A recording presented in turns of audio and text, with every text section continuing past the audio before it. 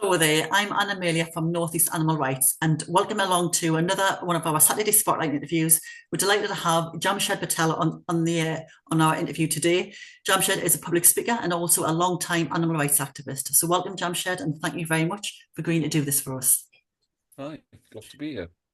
So we've got lots of things to talk about. I mean, we've got a very short space of time, but we're going to try and cram as much in as we possibly can. So the first question is, could you tell us how you became vegan, please? Um, well, it wasn't all at once. It Mm, was a slow process. I think growing up in a family who cared about other animals, mm, having so-called pets and actually mm, rescuing some animals and looking after them, that care, I think that led to, um, I don't know, maybe having more respect than most people would for other animals. And then just making the connection that I was eating animals, seeing a program. I saw a farming program on the television when I was 6 years old, and it had lambs in a slaughterhouse, and it had them what I thought was being killed, having a captive bolt in the head and they're falling to the ground. And I made that connection that lamb on the plate was yeah. lamb in the field. My mother, I must have asked my mother or grandma, and then I said, well, what's beef then, and Mm, what's pork and cow, pig, and yeah. chicken, and I realized I was eating animals, and I was totally shocked and said, I don't want to do this. And I thought that eggs would hatch out into chickens. So I stopped eating eggs as well. I didn't realize they were infertile and they'd never seen Yeah. a male hen, Yeah, a yeah, couple. yeah. But it's quite a profound connection for a young child to make, isn't it? At Yeah, the early age, I without. suppose. Well, I think a lot of children do, but they're not allowed to go with it. Whereas my mother and my grandma, who I grew up with, Mm, they let me do it. I yeah, think they were more accepting than a lot of parents. yeah, Uh, yeah, and then I thought milk was normal, natural, mm, and necessary. yeah, Which it is if you're a baby. But I carried on drinking that anyway, having it cheese and whatever.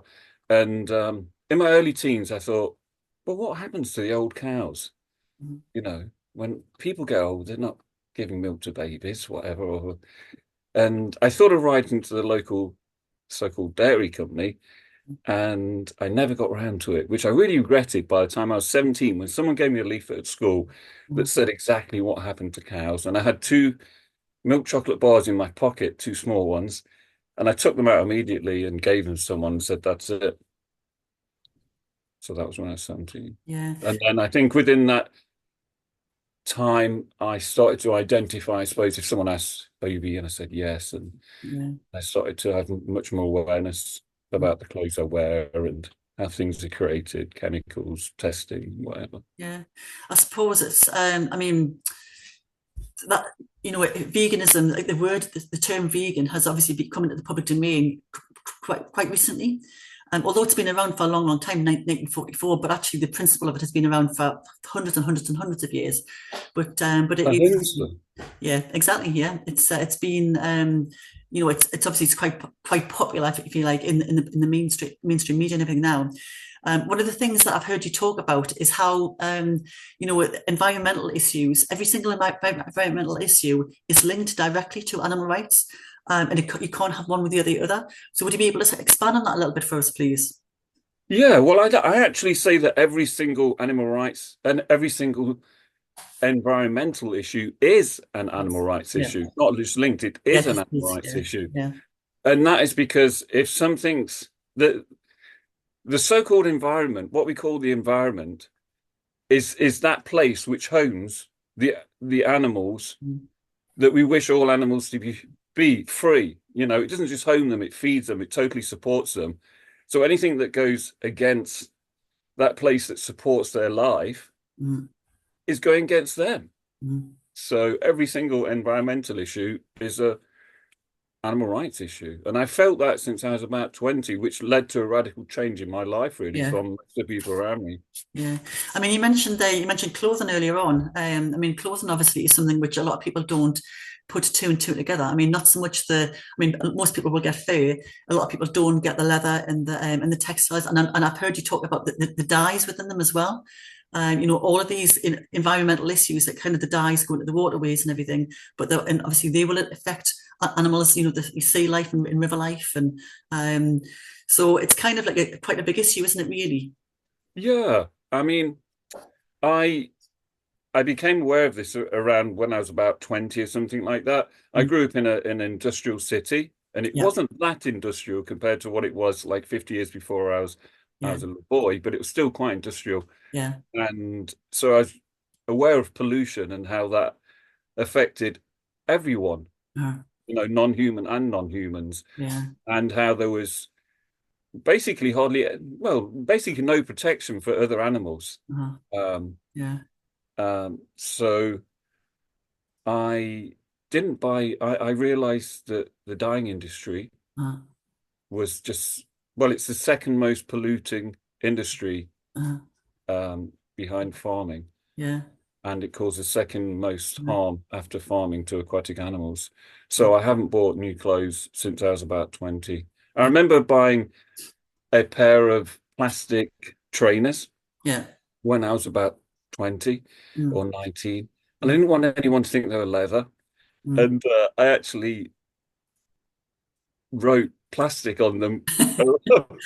It's just like I was only about 19 or 20 or something. But I don't buy new shoes as well. I haven't bought new shoes since I was about 20. Mhm. Um, so yeah, So you need to stay the same size, don't you, body wise? just about, yeah. I was taller ever since I was a teenager. Yeah, I About, mean, it is it's a very practical way of helping animals as well, helping animals and the environment. Like you said, that the environmental issues or the animal rights issues. So, buying new clothes. I mean, there's constant search for fast fashion mm. and clothing and kind of like throwaway stuff and stuff taking up landfill space and I mean, Oh yeah. yeah. Sorry, go on. No, sorry, I had to cut you off. Yeah. So can you tell us about how do you think that humans have changed sort of, like recently over like sort of the last the decades and that in terms of the space they take up? And I've heard you talk about, we have space. I mean, I've got space in my house, but what space do I actually need? The possessions I have, Exactly. the resources that we use, and all of these have animals somewhere along the line, whether it's animals in our energy supplies or animals in some of the products that we're using in the home, Mm. whether it's something which we are aware of and we're not aware of. So could you maybe talk about that, and also what do you think the antidote is? I mean, you've talked about not buying clothes, for example. What are the other solutions? Yeah, I'd like to answer that. At the beginning, you mentioned about it's a great way that vegans can help animals.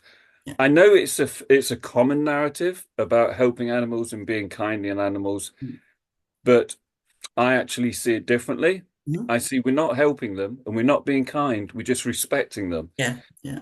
Like we wouldn't be being kind or loving to someone with a different color skin if you Yeah. weren't you're Yeah. being abusive, or to women if you or Yeah. whatever. Mm, It's actually mm, um so it's a matter of not doing harm. It's yeah. not a matter of doing nice things to Yeah. animals. It's a Yeah. matter, but the thing is, like eating animals, the harm, we don't see it. I mean, the most subtle form is climate change. People will sit Yeah. on a plane. Yeah. It's so significant, the amount of emissions going on a plane for a short time. Yeah. It's so significant moving a ton and a half vehicle, a car, Mm, you yeah. know. Um, Yeah. the reason, so before I forget, I just want to say about that, about emissions, because that's one thing that I chose to do during my driving lessons when I was 17. Mm, I thought, what am I doing? I'm in a polluted city and I'm sitting here in a car mm, putting more pollution out the back of the yeah. car. Yeah. And I grew up with asthma. So I always wanted to avoid the back of cars, when they were Yeah. stationary, the exhaust was going because Mm, it affected my breathing. So I thought, what am I doing? So I decided basically that I didn't really want to have a car because of that. Um, you mentioned size of housing. Yeah. So I've been a simple living advocate, mm, I think it's fair to say, yeah. since I was about 20. Mm, And so the things we can do to reduce causing harm to other beings on Earth is by having what we need. yeah. But one of the things I say as well as saying every single animal rights issue, every single environmental issue is an animal rights issue. Mm, One thing I point out, as I pointed out to Ronnie Lee the other day, mm, um, was that unfortunately, vegans since the original vegans Mm. in the 40s. Every generation is causing more harm to animals. Yeah. Why are we causing more? Do we even know?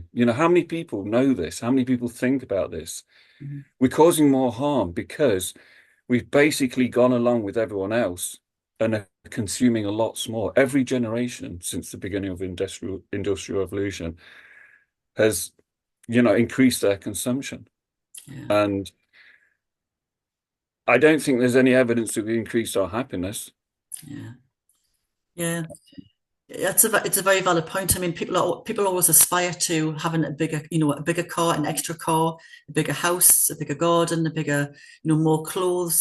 It's always about more, isn't it? Material stuff, really. Which, Well, we're being normal. We're doing what everyone is doing. It's just this, and if we don't do it, mhm, then we're the odd one out. But I mean, we face that by eating a vegan diet. yeah, mhm, So, and well, we say, well, everyone else is doing it. mhm, Everyone else is driving car, whatever. But everyone else is eating. That's the reason why we identify as vegan, why we consider ourselves animal rights activists. yeah, It's because we make a stance. So yeah, so we need to make a stance as yeah, animal rights activists, yeah, as vegans or whatever. I don't like to go into a lot of debate about what the word vegan is, but if we respect other animals' lives, we need to make a yeah, stance and talk about our level of consumption yeah, and decrease it.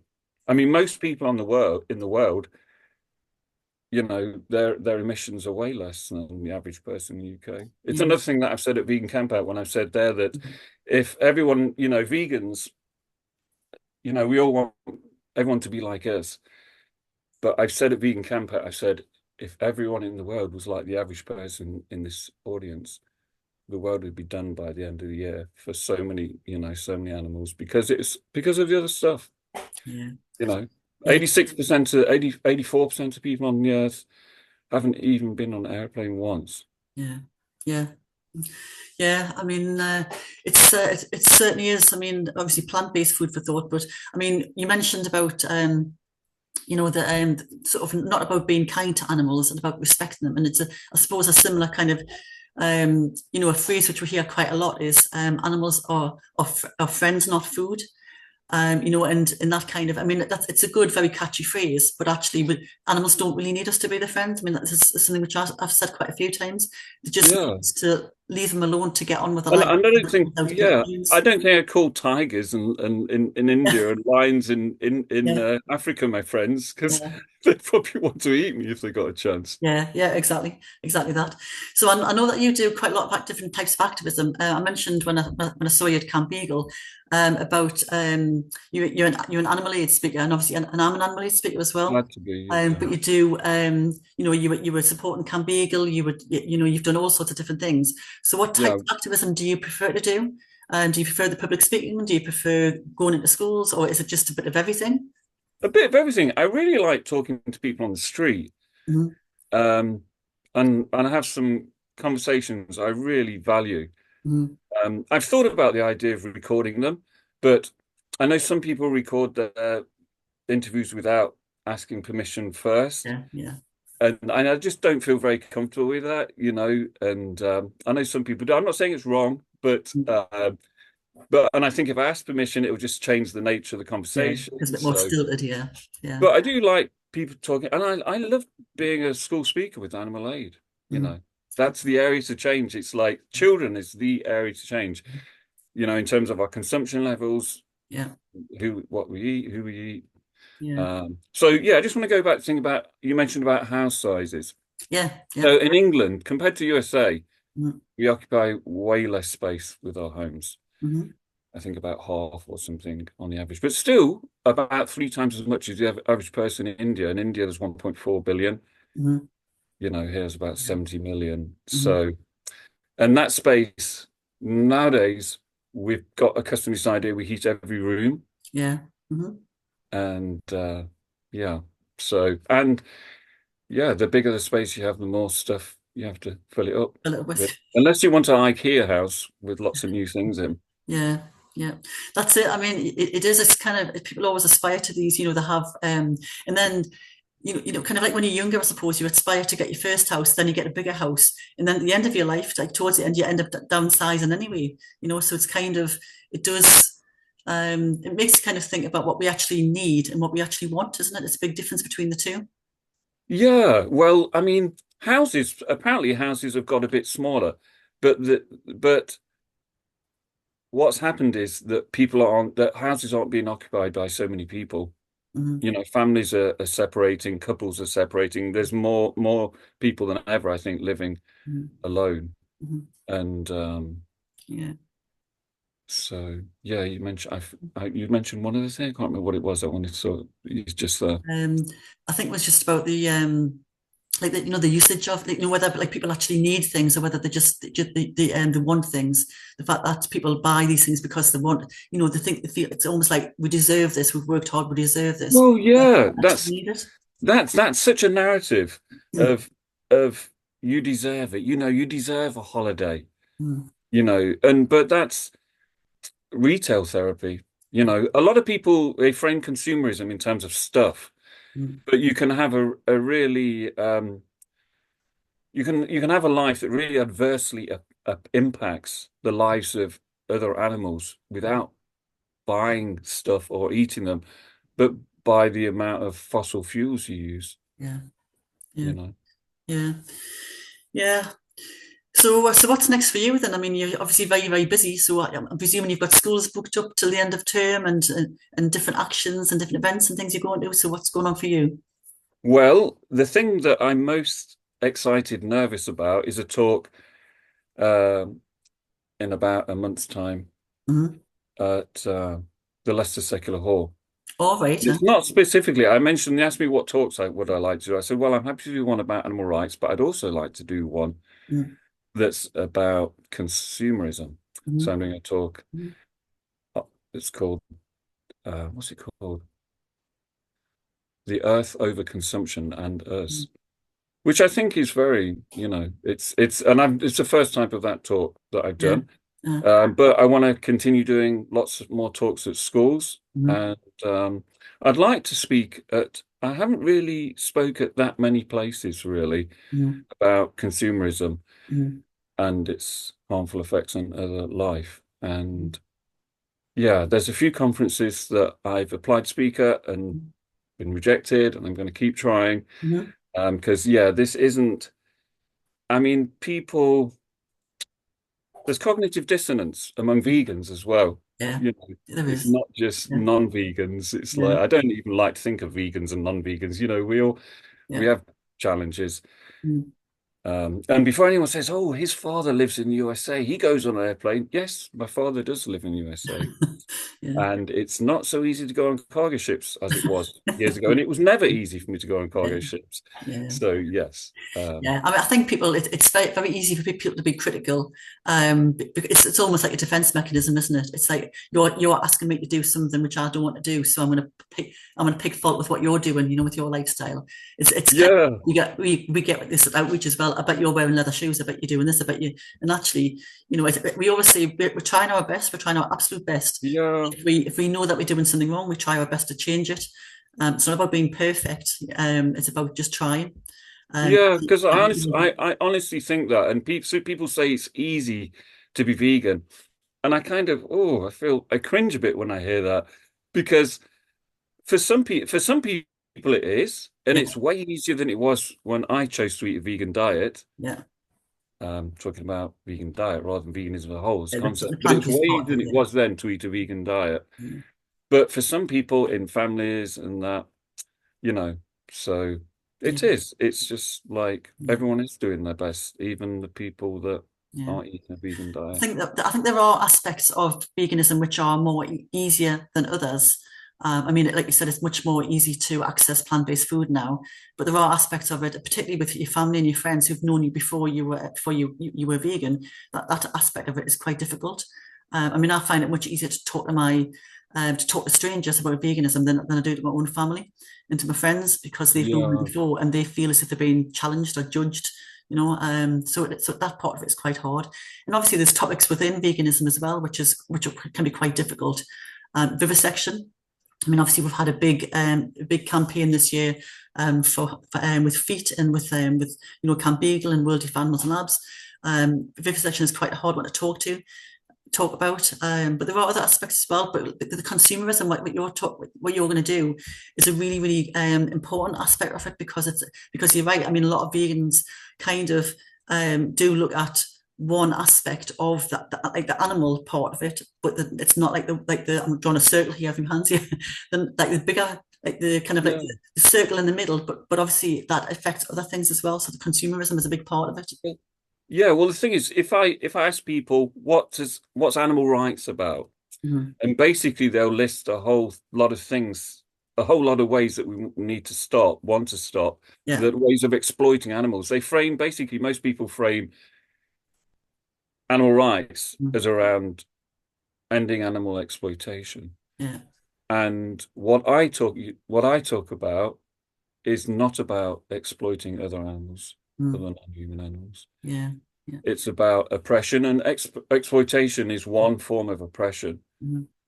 Yeah. But so is climate change, so is Mhm. pollution, so is habitat destruction, so is the amount of free living beings that are killed by transportation Yeah. on the roads. Yeah. Massive amount, way more foxes are killed Yeah. on roads. When I went to, yes, way more beagles. I mean, beagles. When I went to Camp Beagle, Mm. I went in a car with a bunch of other people, activists, and saw a number of foxes and Yeah. badgers, and yeah, way more foxes and Yeah. badgers are killed Yeah. by car use. And Yeah. but we do things when we need to, or when we feel we need to. I Mm. mean, yeah, it's always Yeah. we just Yeah.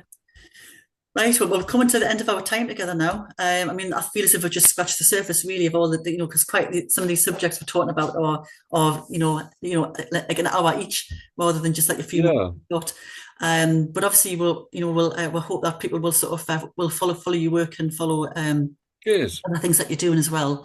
Can Um, I give some links? yes, please, yes, feel free. I Just go. haven't got a web page or anything like that. Mm. I do have actually the web domain WeShareTheEarth.org, but I haven't done Yes, I anything saw. with it Yeah, yet. yeah, yeah. But there is a Facebook page Mm. group called We Share the Earth, which Mm. hasn't got much happening in the moment. But I'm on Facebook with Jamshed, and if you type into Facebook Vegan Camp Out and my name, Yeah, or if you type into YouTube Vegan Camp Out and my name, yeah. you'll come up with some of the talks I've done. And I've listened to them, and they're definitely worth a listen, because they really kind of like start, as a vegan. I mean, I think these are offer. We talked about non-vegans and vegans, but they're for everyone, these talks, because vegans, it's not about being complacent with what you're doing. It's about looking at other aspects where you can kind of like, okay, now I'm vegan. These are other aspects I need to look at. So it's helpful Yeah. to have those reminders, and the kind of like somebody kind of like almost pricking our conscience about things that we should be doing, as well as things we're already doing. I think it's also useful to talk about these things because a lot of so-called environmentalists are at this side, and animal rights activists, Yeah, the environmentalists say, yeah, but those vegans, they go in cars, they fly all over the place, they go on, yeah, and buy this and that, they don't give a shit about the environment. And then the vegans say, oh, those environmentalists, they're eating all these animals and yeah, doing all that. That's the biggest carbon emissions worldwide. It's only the biggest carbon emissions worldwide because basically hardly anyone gets on airplanes, and not many people have cars, and everyone eats from animals. That's why it's hard. yeah, Yeah. yeah. Yes, so hopefully, I'm hoping that people will head over to YouTube and Facebook, and look and listen to the talks that I've listened to, the Vegan Come Out one and the YouTube ones, because they really are fascinating. But we're going to sign off now, and I'm going to say thank you very Thank much, you, Jamshed, Anna. for coming Thank coming you. along and talking to us today. Um, my name is Anna Amelia from Northeast Animal Rights, saying thank you very much for listening, and goodbye for now. Cheers. Bye.